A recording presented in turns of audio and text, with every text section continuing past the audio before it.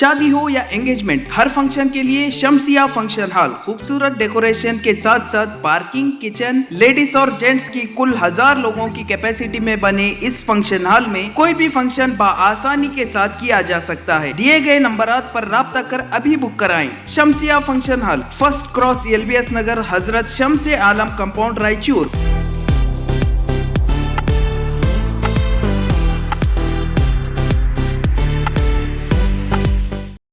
کیا اللہ کے حبیب علیہ السلام کو دیکھ رہی ہوں اور حضور قرآن کی تلاوت کر رہے ہیں؟ اس خواب کی تعبیر کیا ہے؟ اس خواب کا مطلب کیا ہے؟ تو سارے معبرین نے، سارے علماء نے، جس سے پوچھا گیا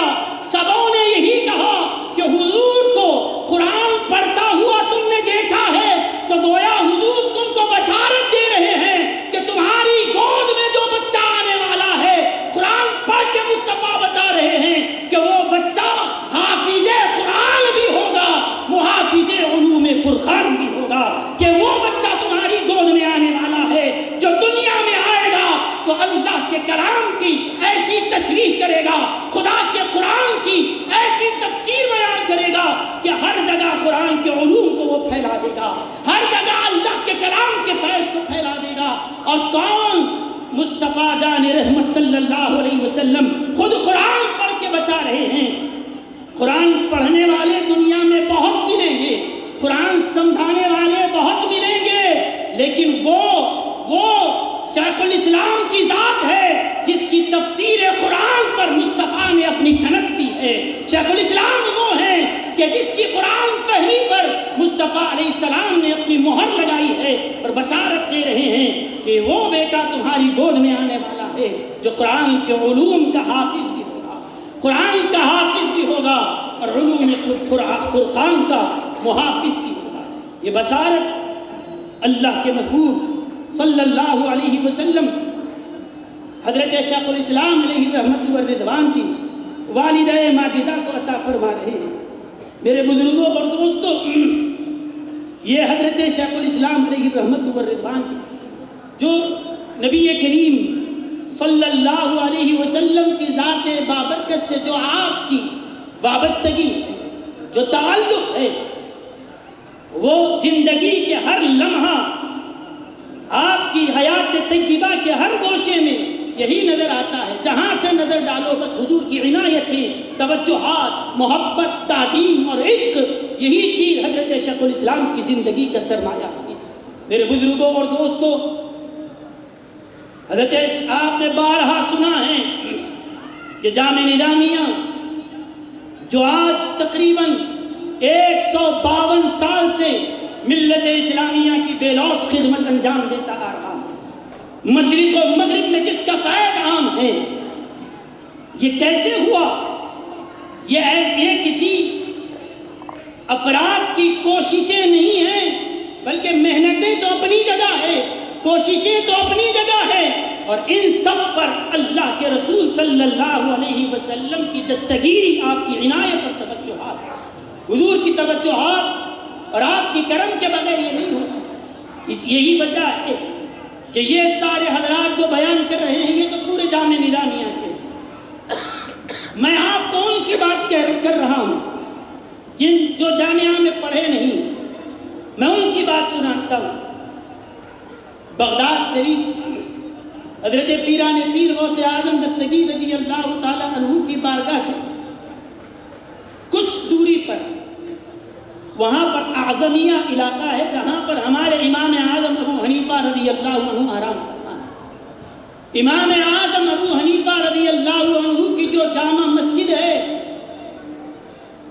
وہاں کے خطیب صاحب، جامع مسجد امام اعظم ابو حنیفہ کے خطیب علامہ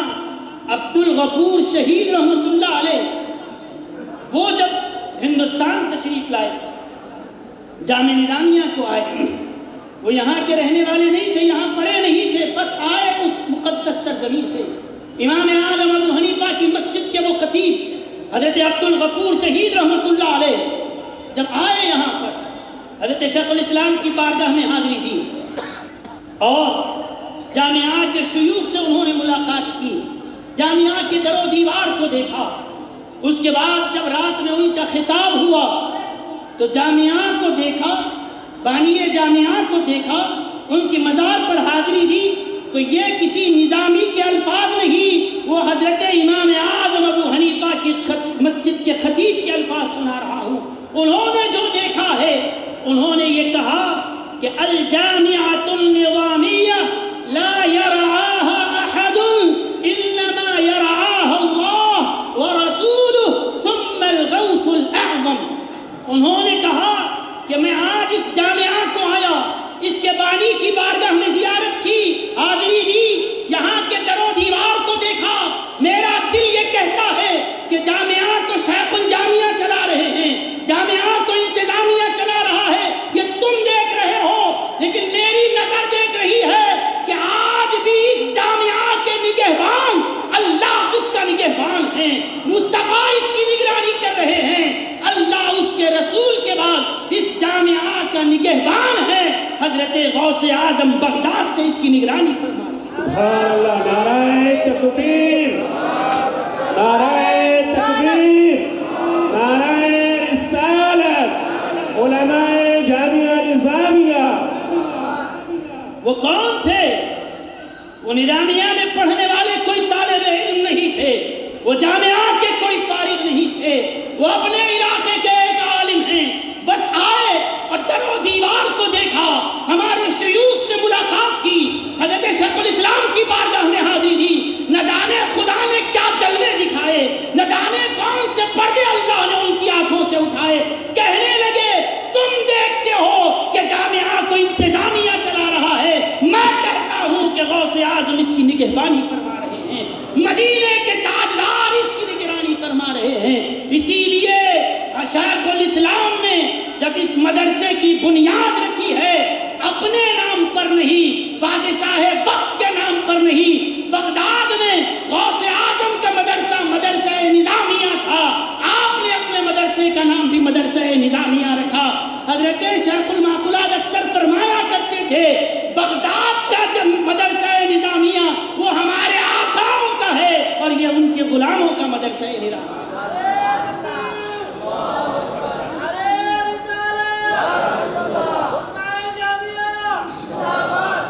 اور یہ جو ایسے ہی ان کی زبان سے یہ کلمات نہیں نکلے، بلکہ اس کے پیچھے حقیقتیں ہیں۔ مطلع الانوار میں حضرت کی سیرت کی کتابوں میں لکھا ہے کہ حضرت شیخ الاسلام علیہ رحمت و رضوان جب درس دیا کرتے تھے، رات کے وقت تصوف کا درس ہوتا رہتا، اور اولیاء کرام علماء چنندہ ان کی جماعت ہوتی، جب درس چلتا ہوتا تو درس میں شریک رہنے والے بیان کرتے ہیں، ادھر درس ہوتا رہتا، ہم کبھی دیکھتے کہ دروازے پر حضرت غوث اعظم کو ہم نے بیداری کی حالت میں دیکھا ہے۔ یہ کوئی قصہ کہانی یا کوئی افسانے نہیں ہے، یہ حقائق ہے تاریخ کے، کہ وہاں رہنے والوں نے اپنے آنکھوں سے دیکھا کہ حضرت غوث اعظم تشریف فرما ہے، اور کھڑے ہو کر سن رہے ہیں کہ جس مرید کو جس قادری کو میں نے اپنی بارگاہ کا فیض دیا ہے، یہ بغداد کے نظامیہ سے لے کر اپنے نظامیہ کو کیسے دے رہا ہے۔ حضرت غوث اعظم نگرانی فرماتے ہیں کبھی کبھی آتے بس سواری گزر جاتی، کبھی کھڑے ہو کر درس سنتے، جیسے کوئی شاگرد استاد اپنے شاگرد پر ناز کرتا ہے کہ میں نے جس کو تیار کیا ہے آج وہ فیض دینے والا بن رہا، میں نے جس کو پڑھایا ہے آج وہ خود پڑھانے والا بن گیا ہے۔ حضرت غوث اعظم رضی اللہ عنہ کھڑے ہو کر آپ کے درس کو سنتے بھی اور مسکراتے جاتے، اور ان کا غوث اعظم کا مسکرانا، غوث اعظم کا تبسم فرمانا، یہ شیخ الاسلام کی طریقت کی سند ہے، یہ ان کی قادریت کی سند ہے۔ میرے بزرگوں اور دوستوں، یہ فیضان حضرت شیخ الاسلام علیہ رحمت و رضوان پر حضور پیران پیر غوث اعظم دستگیر رضی اللہ عنہ کا جب بات حضرت کی آئی ہے تو ایک بار عرض کرتا چلوں کہ دیکھیں بزرگوں کا انداز کیسے ہوتا ہے سوچنے کا۔ حضرت شیخ الاسلام علیہ رحمت و رضوان جب مدینہ طیبہ میں تھے، حج ہوا، حج کرنے کے بعد مدینہ طیبہ آئے، اب مدینہ منورہ سے واپس اپنے وطن آ رہے